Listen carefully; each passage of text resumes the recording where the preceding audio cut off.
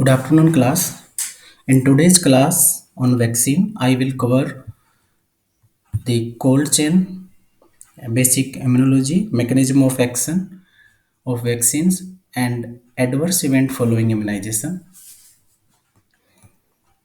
And this is very important topic for theory as well as in practicals for pediatric exam. So in 1978, expanded program of immunization was adopted from WHO by Government of India, which include BCG, TT, DT, DPT, polio, and typhoid vaccines. Total 6 vaccine was included. And in 1985, Universal Immunization Program was launched by India, in which measles was added. Then in 1992, Universal Immunization Program included into Child Survival and Safe Motherhood Program. And in 2005, UIP included in National Rural Health Mission. And despite of all effort, India's immunization coverage not crosses 65%. So in December 2014, Mission Indradhanush was launched by Government of India for increase immunization coverage. And in 2017, Mission Indradhanush intensified was started to reach each and every child under 2 years of age and all pregnant women who have been left uncovered in routine immunization. And these 12 diseases are included in current universal immunization program: tuberculosis, diphtheria, pertussis, tetanus, polio, measles, hepatitis B, rotavirus, Japanese encephalitis, rubella, pneumonia due to H influenza B, and pneumococcal disease. So these are some vaccine characteristics which determine the usefulness of any vaccine. First is vaccine immunogenicity or potency, which is ability of a vaccine to induce antibodies. Second is vaccine efficacy, which is ability of vaccine to protect an individual, which can be calculated by this formula. ARU is attack rate in unvaccinated individual, and ARV is attack rate in vaccinated individual. Herd immunity is the proportion of immune individuals in the given population. So 50% herd immunity means 50% individual are immune. Then herd effect is protection to unvaccinated member due to immunized member in given population. So vaccine efficacy is protection of individual and herd effect is protection of unvaccinated member. And herd effect is seen only with the vaccine against those diseases where human to human transmission occurs. So there is no herd effect in tetanus and BCG, because BCG vaccine is not so effective to produce herd effect. Last is vaccine effectiveness, which is ability of the vaccine to protect the community as a whole, which include vaccinated individual as well as unvaccinated individual. So vaccine effectiveness is sum of efficacy and herd effect.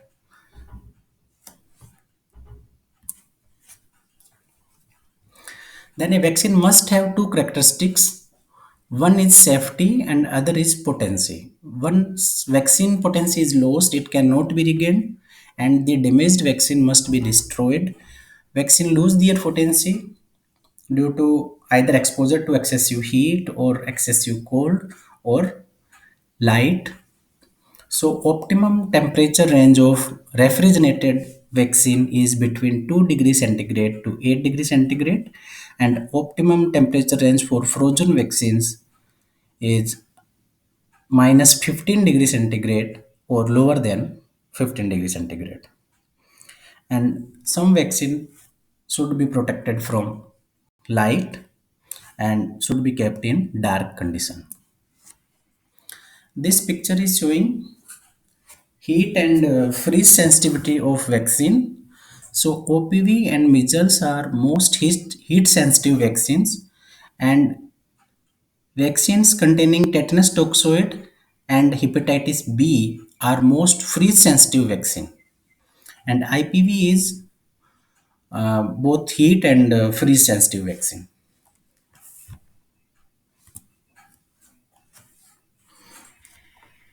So vaccine vial monitor is used for to assess the heat exposure to the vaccine, and repetitive exposure to heat to a vaccine result in cumulative loss of potency that is irreversible. And VVM is used for assess the heat loss or heat exposure to the vaccine which contain a heat sensitive material which is placed on vaccine vial to register cumulative heat exposure. And the VVM is a circle with a small square in it which is lighter in color than outer ring. The inner square become dark with combined effect of time and heat. If square is lighter than outer ring, you can use the vaccine, but if square is dark or matches the same color with outer ring, do not use the vaccine. You can use vaccine vial monitor to assess heat exposure, but you cannot estimate the cold exposure to the vaccine. But you can do SEC test in a suspected frozen vial. These are light sensitive vaccines include BCG, measles, MMR, varicella, rotavirus, and human papillomavirus vaccine, and all are supplied in a dark vial to protect from light. So, to maintain the potency of vaccine, we have to keep the vaccine in optimum temperature during transportation or from the manufacturer to administration or during storage of the vaccine. And this system is called cold chain. Optimum temperature in cold chain is maintained by cold chain equipments which include walk-in freezer and walk-in coolers. Walk-in freeze used for storage of large number of OPV vaccines and frozen ice pack, and walk-in cooler used for storage of refrigerated vaccine at the state level, and at least 3 months stock is stored in walk-in cooler and walk-in freeze. Next, the cold chain equipment is deep freezer, which is used for storage of OPV vaccine and frozen ice pack at district level. Hold over time for deep freezer is 18 to 22 hours. It means deep freezer can maintain same temperature up to 18 to 22 hours after electricity failure. And 1.2 lakh dosage of OPV vaccine can be stored in a deep freezer. Similarly, ice-linked refrigerator or ILR is used for storage of refrigerated vaccines at district and CHC level, and holdover time for ILR is 62 to 78 hours, and 60,000 dosage of mixed antigen, that is DPT, can be stored in ILR. And in bottom of the ILR you can store heat sensitive vaccines like OPV, measles, and in top of the ILR we have to store DPT, hepatitis B, and diluents which are freeze sensitive. A domestic refrigerator should not be used for vaccine storage, and if used, use frost-free refrigerator for less temperature fluctuation, and do not store any other things along with the vaccine in the refrigerator. Keep the water bottle in door to increase the cold mass, and store heat sensitive vaccines like measles and BCG in top compartment, and freeze sensitive vaccine in middle compartment, and diluent in lower compartment. Next is cold box, in which wall of box is lined with frozen ice packs.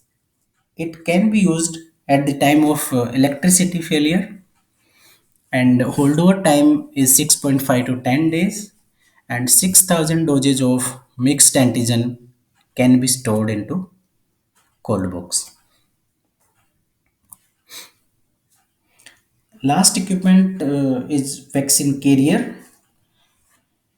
in which four ice pack are used after conditioning of frozen ice pack for because frozen ice pack can damage the vaccine with direct contact.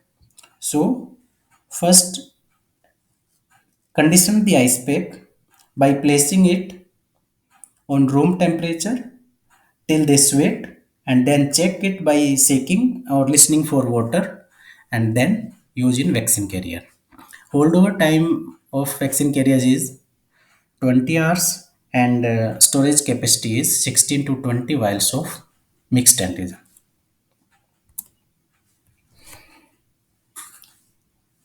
So for optimum condition of storage of vaccine, monitor temperature regularly with placing a thermometer into it, and maintain the record of temperature, and paste a warning sticker on plug mentioning do not switch off.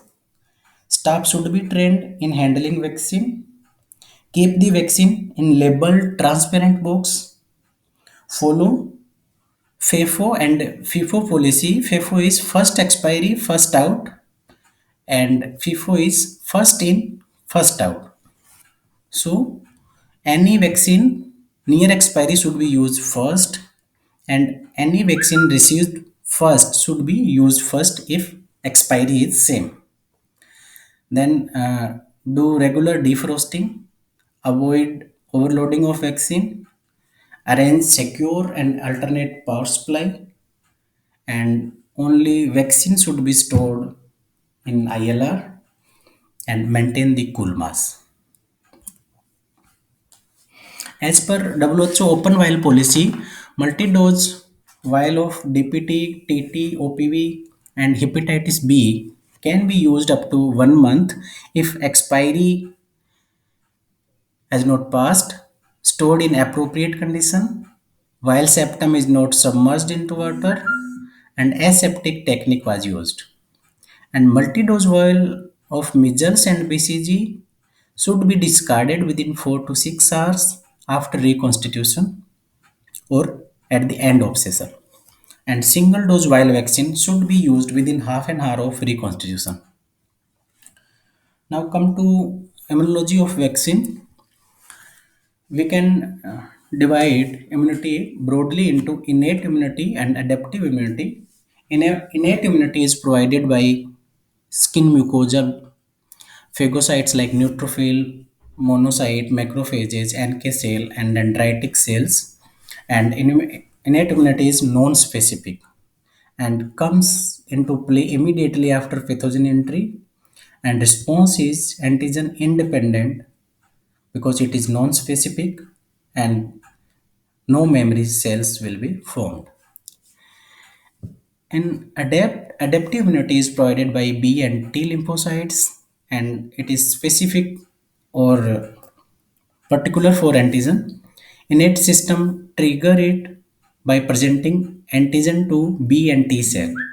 So these are antigen presenting cells: neutrophil, monocyte, macrophages, dendritic cells, and these antigen presenting cell present antigen to the B and T cell and trigger the adaptive immunity system.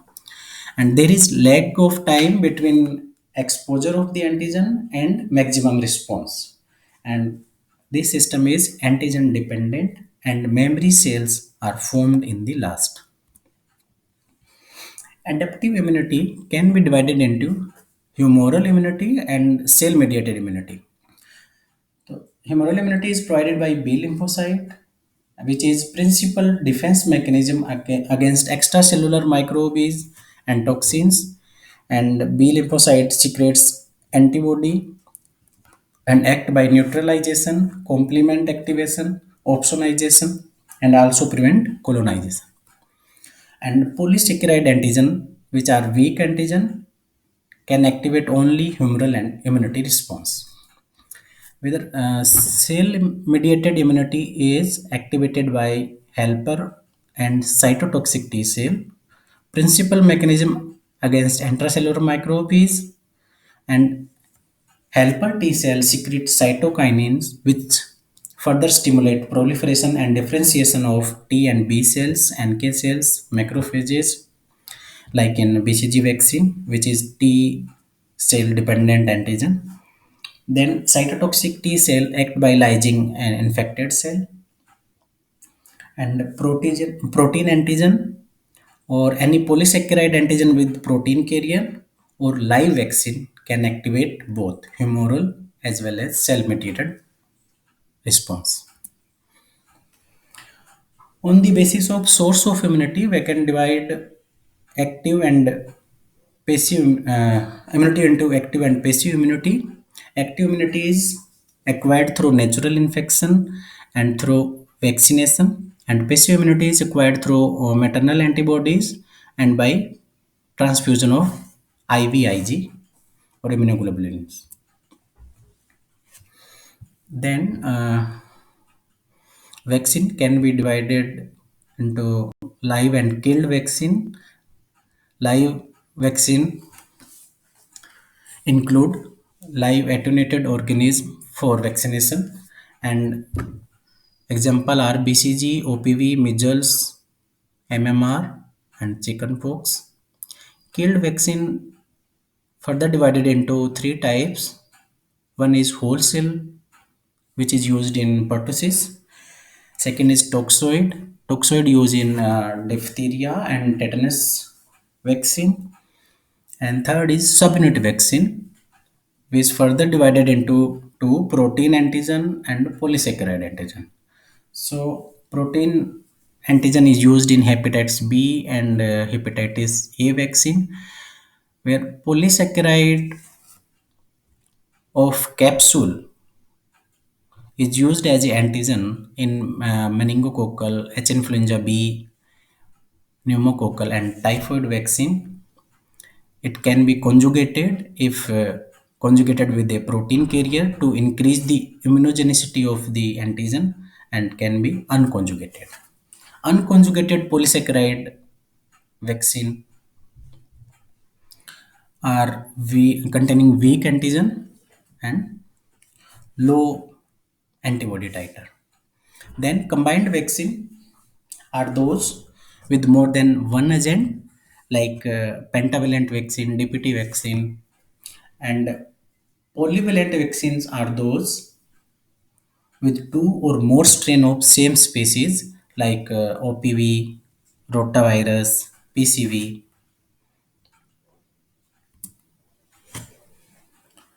So live vaccine, these are the difference between live vaccine and killed vaccine.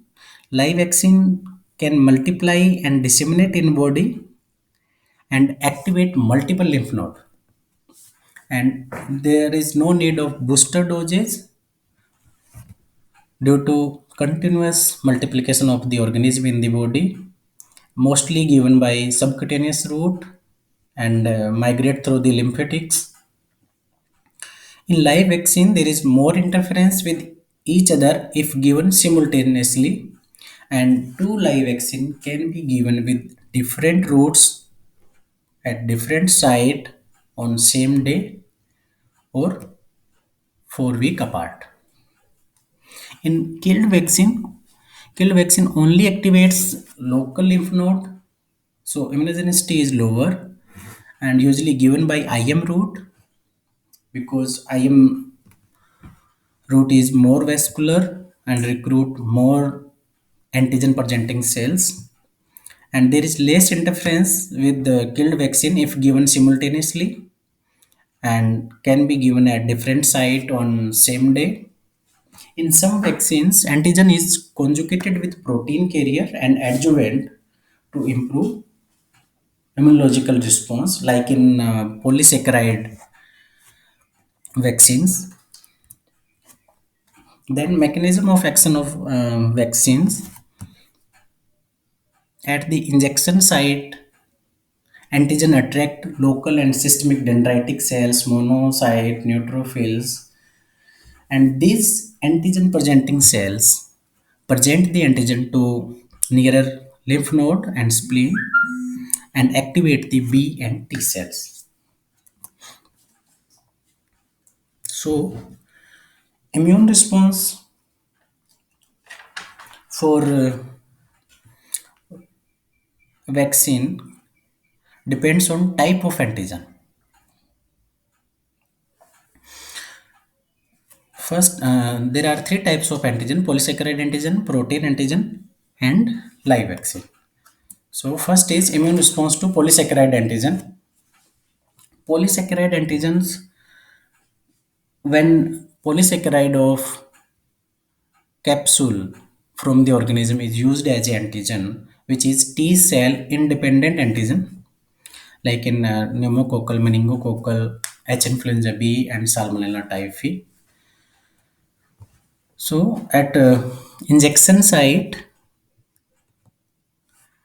antigen reach to marginal zone of lymph node through antigen presenting cells and bind to surface and immunoglobulin receptor of B cells without help of T helper cell, because polysaccharide is T cell independent antigen. Then this B cell activate and proliferate in plasma cell in marginal zone of the lymph node. But germinal center in polysaccharide vaccine is not activated, which produce high affinity antibodies. So low affinity antibodies from marginal zone is produced, and predominantly IgM and IgG. And in this response, half-life of plasma cells are short, immunity declines rapidly, and unable to evoke response in less than 2 years of age, because in infant marginal zone on lymph node is not matured. So we have to give polysaccharide vaccine after 2 years of age, and there is no memory cell formed in polysaccharide antigen. Then protein antigen is T cell dependent antigen, which is presented to T helper and B cells in lymph node or spleen. Then antigen specific T helper cell activate the specific B cell to migrate towards germinal center, and this germinal center reaction produce massive clonal proliferation and produce high affinity IgM and IgG or IgA antibodies within 4 to 8 weeks, and this B cell differentiate into plasma cell, and most plasma cell died and some memory cell remain in resting stage, and some cells migrate to bone marrow and maintain static low antibody level in serum. Example of antigen protein antigen are vaccine of hepatitis B, hepatitis A, HPV, toxoid or toxin, and polysaccharide antigen with protein carrier, like in H influenza B, meningococcal, and pneumococcal. So protein antigen is a strong antigen and produce good immunity response. Then live vaccine also produce same immune response like protein, But immunity in live vaccine is lifelong because of continuous replication of organism in is continuous source of antigen. And second dose in live vaccine is given for primary vaccine failure. That is, if uptake is vaccine is not proper, we have to give second dose, but not for secondary failure. Like in polysaccharide and protein antigen, there is decrease in antibody titer over time, so we have to give regularly booster doses for secondary failure. But in live vaccine, we give second dose of live vaccine due to primary vaccine failure. Like in OPV, uptake is not good, so we have to give booster doses. And in DPT, antibody titer decline over time, so we have to give booster doses due to secondary failure. Then immune response can be divided into primary immune response and secondary immune response. Primary immune response is produced by primary dosage of vaccine and IgG appear in serum up to 4 weeks. And in secondary immune response, which is produced by booster dosage and by reactivating memory cells, this is rapid response and IgG appear in the blood within less than 7 days. Now determinants of immune response, intensity and duration of immune response. First is type of vaccine. So live vaccine is superior than protein antigen, and protein antigen is superior than polysaccharide antigen.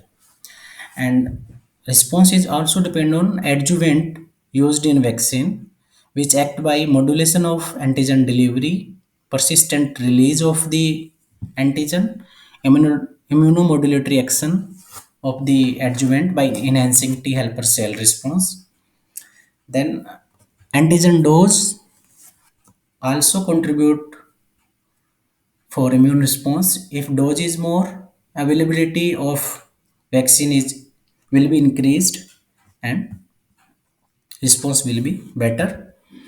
And vaccine schedule, like in hepatitis B, 016 schedule is more immunogenic than 6, 10, and 14 schedule.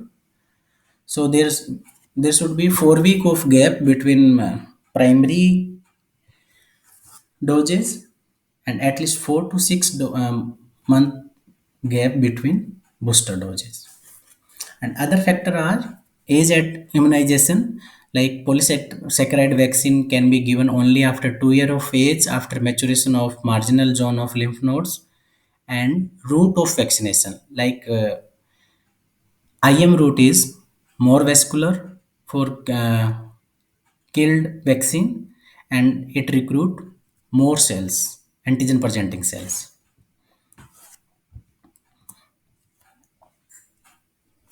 Then immune memory cells on repeat vaccination or natural infection produce antibody in 4 to 7 days by secondary immune response. So if incubation period of disease is less than 4 to 7 days, like in H influenza B, diphtheria, pertussis and tetanus, regular booster doses will be required in killed vaccine.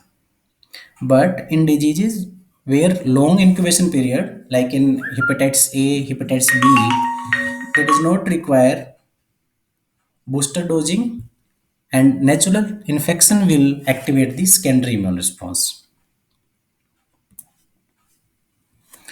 Now, limitation of young age in vaccination are due to maternal antibody in blood, which can last up to 9 to 18 months. And second is immaturity of the immune system in infants. So maternal antibody decrease the B cell response, but not T cell. So T cell dependent antigen can be given in infancy like BCG, and maternal antibody bind to antigen and compete with B cell, and more interference with live vaccine. So we have to give multiple doses of same vaccine to overcome this interference by maternal antibody in infancy. And T cell dependent antigen can be given in infancy and multiple doses given with adjuvant and use booster doses at the age of immune maturity. Then, increased dose of antigen can be given to circumvent the inhibitory influence of maternal antibody, like in hepatitis A and measles vaccine. Now, adverse event following immunization. So, vaccine are among the safest medicine to use, and these are considered very effective tool for preventing infectious diseases. Like any other drug, no vaccine is 100% effective or 100% safe at 100% time.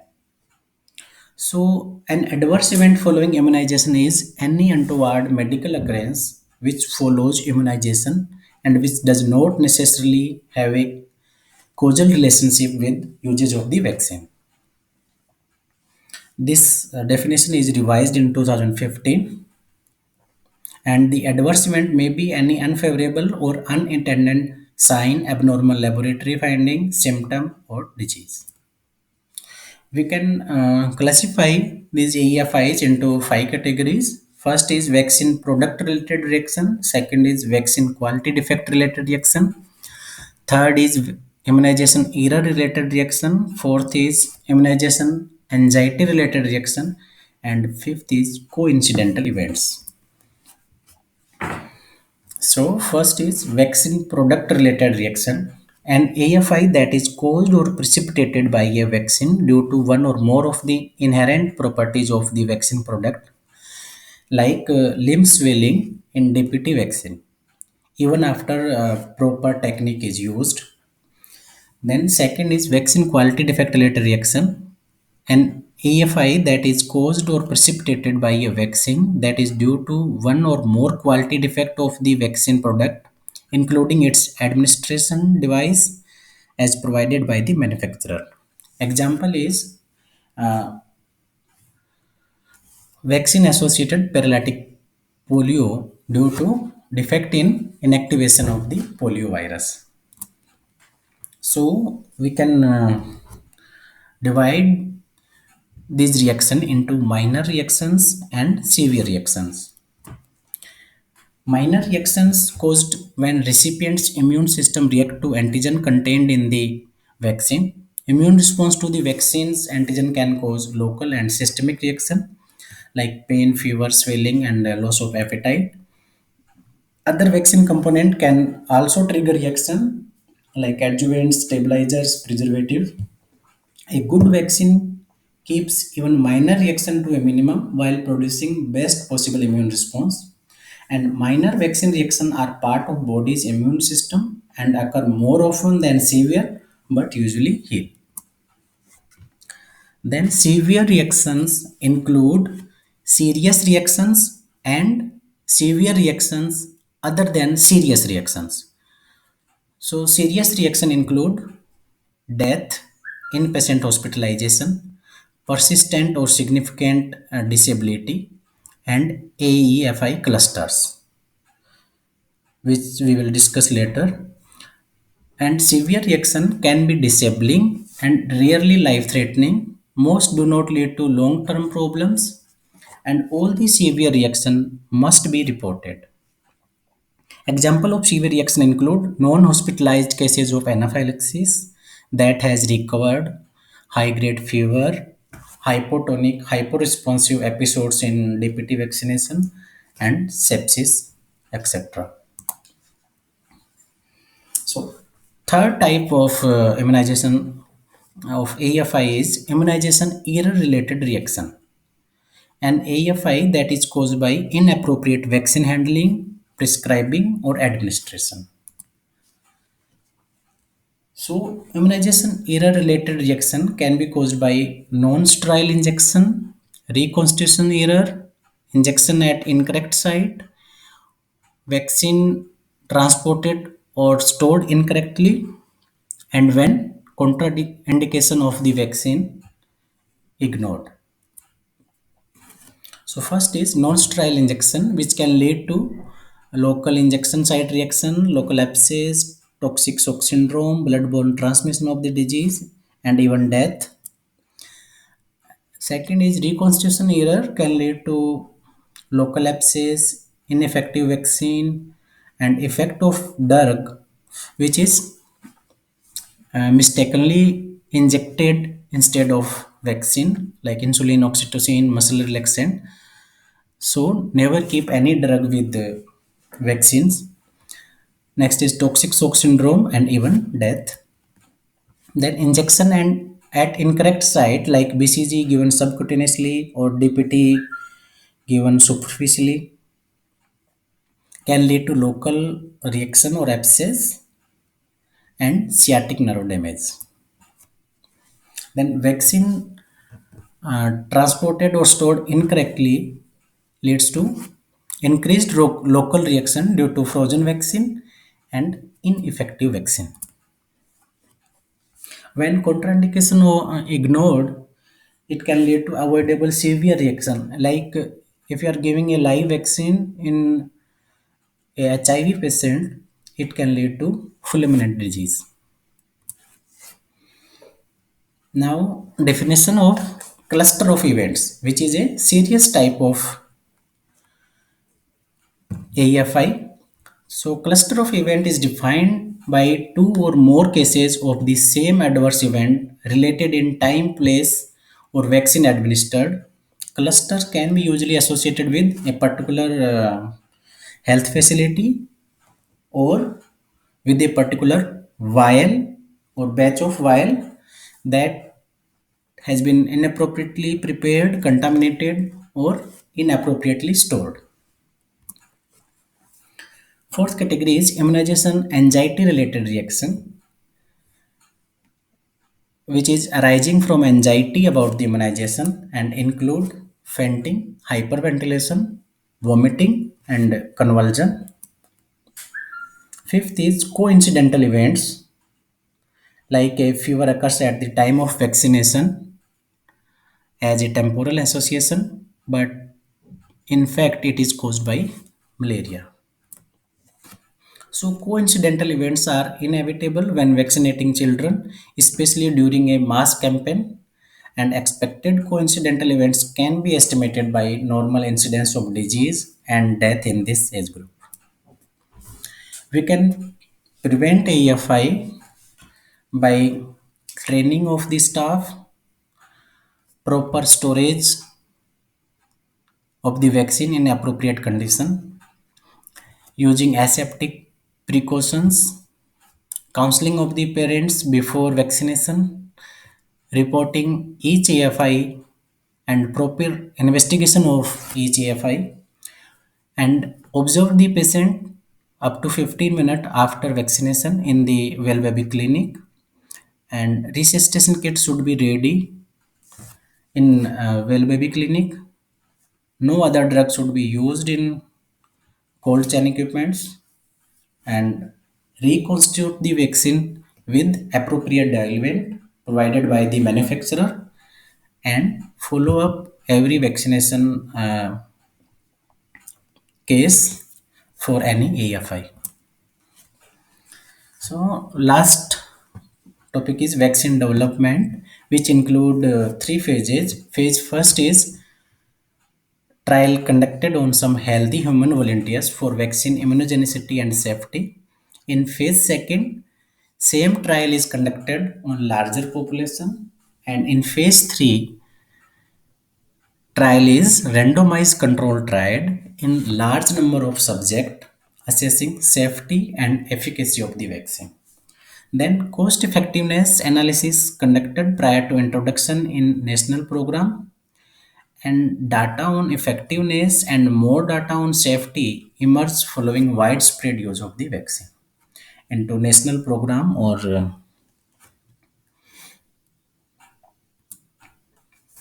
that is all for today. Thank you. Stay home, stay safe.